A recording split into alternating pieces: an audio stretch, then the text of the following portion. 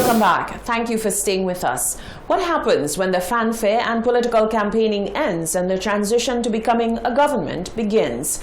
Former President of the Senate, Claudius Francis, speaks on the process. The election has come and gone.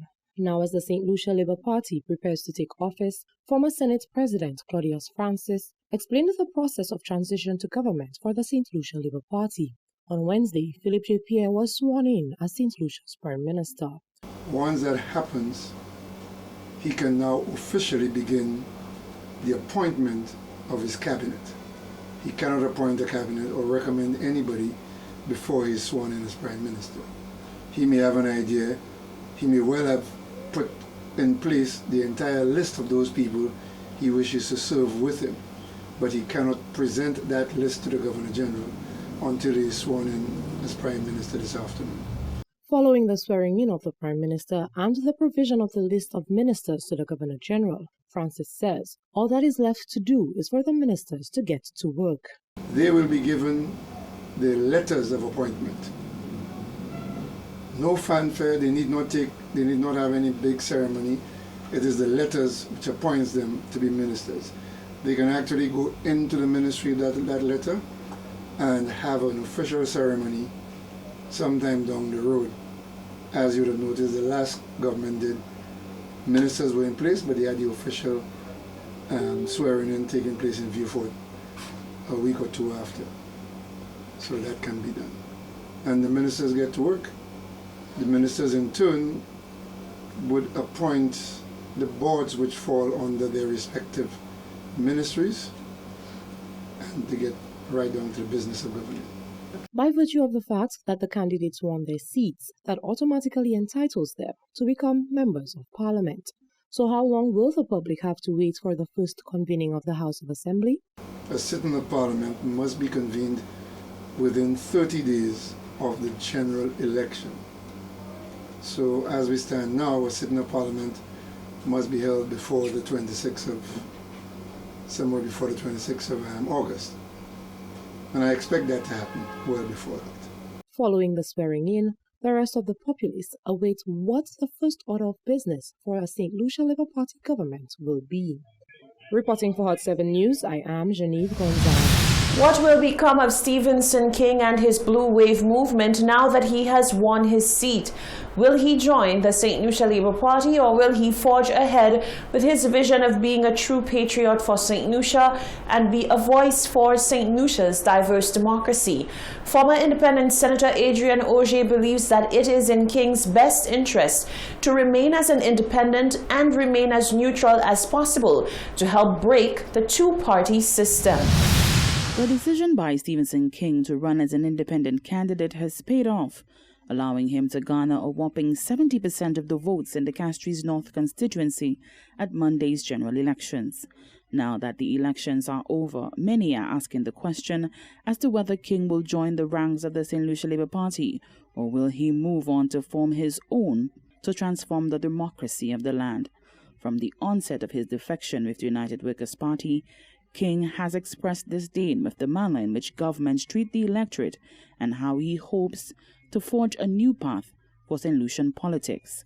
Former Independent Senator Adrian Auger is sharing his thoughts on King's victory and says that it is in the best interest of democracy to break the two-party system.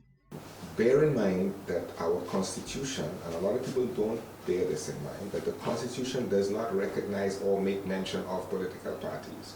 There is nothing natural about having two parties so that people only have two choices, either you are red or you are yellow.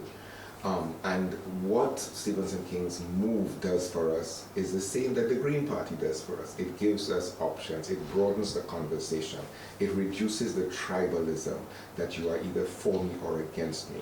It is the same message that we are trying to, or have tried to, put forward in the Senate for the last 5 years, that you don't have to choose blindly one party or the other. There is something called the greater good, there is something called conscience, there is something called national interest, and there's also something called international best practice. Auger says the opportunity is there now to move away from the status quo. What we need to do at this point in time is to allow the democracy to mature away from the tribal system of two parties and allow other voices to emerge. And I think that it is not in Stevenson King's interest to join either of the parties. He has an opportunity to stand as patriot, as independent voice, whatever he wants to call himself, but to speak on behalf of principle and in a sense redeem his own track record, because he also has quite a bit to be accountable for. So he has an opportunity in the next few years to be on the side of right, to be an independent voice, to look at alternate approaches besides the partisan the ayes have it and the nays don't have it, and break the sort of winner-takes-all prime ministerial monarchy model that we have been dealing with in this country for way too long.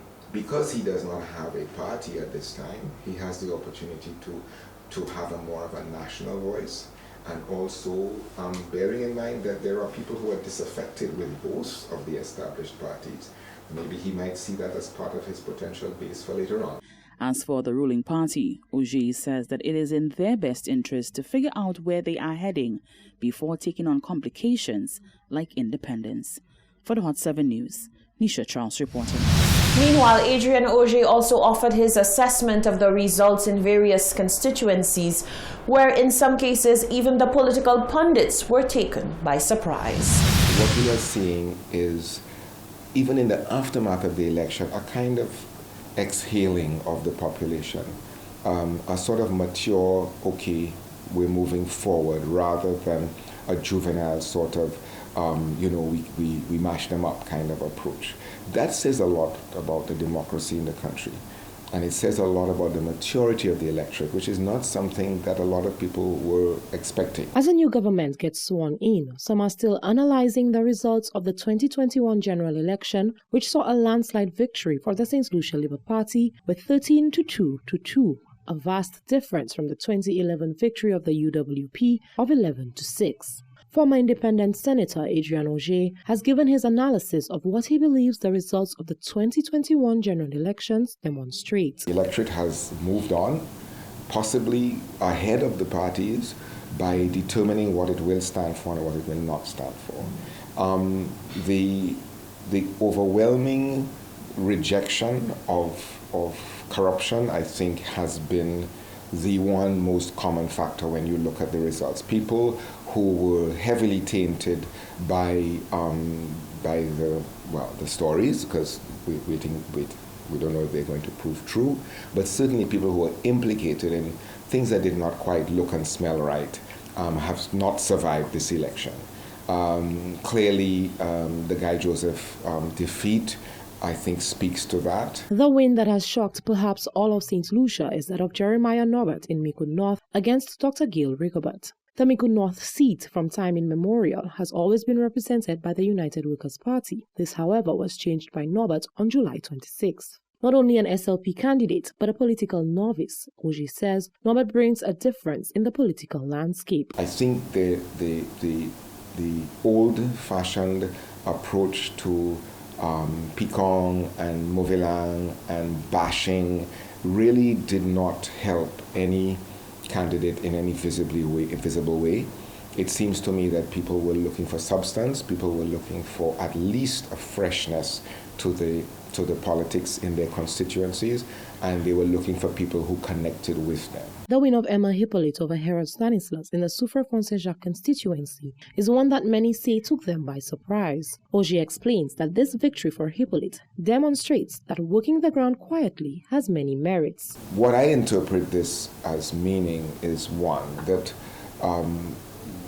in the case of Emma, if you do your work on the ground, if you connect with people, if you maintain a certain persistence in your own position and your persona, nobody can accuse Emma Hippolyte of vacillating. She has been anti-Emma, the same anti-Emma. Some people hold that against her for most of her political life.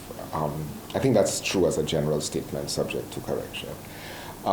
So if you do the groundwork, if people know you, if you know people, if you connect, that is important to the electorate. That's a fairly universal reality. The 2021 general election will go down in history given the results, constituency swings, and independent wins. Reporting for Hot 7 News, I am Genevieve Gonzague. Many are questioning who will be the leader of the opposition. Former President of the Senate, Claudius Francis, explains what may happen when the time arrives for that decision to be made. The July 26, 2021 general election was definitely one to watch. 13 out of the 17 constituencies were captured by the St. Lucia Labour Party, 2 by the United Workers' Party, and the other 2 by the independent candidates for Castries North and Castries Central. Prime Minister-elect Philippe J. Pierre was sworn into office on Wednesday afternoon. Many are now inquiring who the leader of the opposition will be, given the configuration of those who will be on the opposite side in Parliament. Former President of the Senate, Claudius Francis, explained what the process of selecting an opposition leader will look like. There are 2 members of the United Workers' Party and there are 2 independents. Just by virtue of that configuration, it means the United Workers' Party already has the majority. But it's not as straightforward as that, in that one independent member may decide to support the other independent member, meaning it's a 2-2 situation. But again, the fact is the 2 independent members are just that, independent members. And they don't have to see eye to eye because they're independent members. Mr. Felix and Mr. Chastney are from the same party and therefore are more likely to be supportive of each other throughout. Francis, however, says things get interesting if the independent candidates decide to throw their support behind a member of the UWP. It is my view that the Governor General would choose a member of the United Workers' Party to be the leader of the opposition. Where it gets interesting is if the independents throw their support behind, let's say, Mr. Felix. Would Mr. Felix break ranks from the United Workers' Party, or would he accept? If he accepts whatever Mr. Chastney may say, because Mr. Chastney's leadership of the United Workers' Party has no bearing in the House of Parliament. He's just another member. So you can see a scenario where the 2 independents throwing the support behind Mr. Felix. As long as Mr. Felix does not decline, it would mean he would be leader of the opposition and technically leading his leader in the House. According to Francis, the post of leader of the opposition comes with influence and makes it a position for all to consider. The leader of the opposition gets to appoint 3 senators or nominate 3 senators. His salary is equivalent to that of a minister.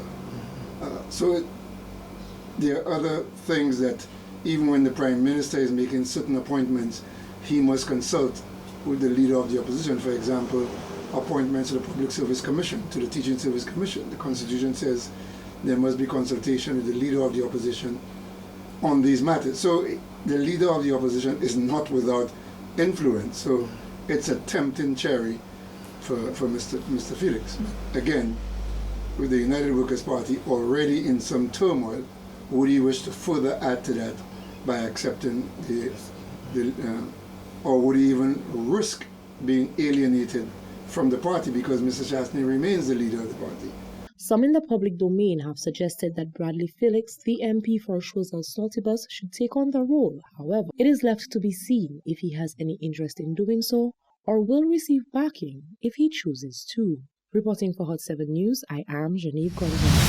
Thank you, Genevieve. Today, Wednesday, the 28th of July, the Ministry of Health and Wellness received confirmation of 8 new cases of COVID-19 from a batch of 327 samples. The contact tracing for these new cases is currently underway. Confirmation was also received of the recovery of 11 individuals diagnosed with COVID-19. This brings the total number of active cases to 90. Presently, 2 of the active cases are requiring critical care at the respiratory hospital. The new cases bring the total number of cases diagnosed in country to date to 5,537. This is the Hot 7 TV Nightly News. Stay with us. There's more news after the break.